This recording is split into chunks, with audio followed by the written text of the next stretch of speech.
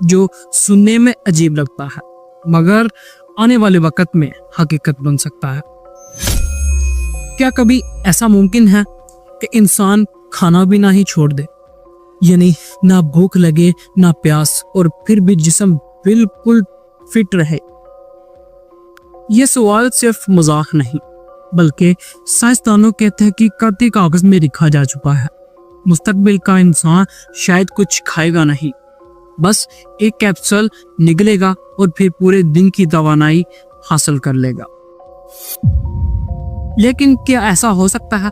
आइए जानते हैं इंसान के मुस्तकबिल का वो राज जो खाने पीने से बड़ा है। दुनिया की सबसे बड़ी कंपनियां जैसे स्पेसएक्स, नीसा और ओपनएआई अब एक नई जंग लड़ रही हैं। ये है खुराक की जंग। नीसा ने सबसे पहले ये ख्याल पेश किया था कि अगर इंसान ने मरीख या किसी दूसरे सियारे पर जाना है तो इसे एक ऐसा तरीका चाहिए जिससे वो बगैर खाए पिए जिंदा रह सके। इसीलिए बनाई गई है सिंथेटिक मेल्स, यानी ऐसी गोलियां या माया खुराक जो जिस्म को हर वो विटामिन, प्रोटीन और एनर्जी देती है जो आम खाने से मिलती है। अब साइंसदान इससे भी आगे जा चुके हैं।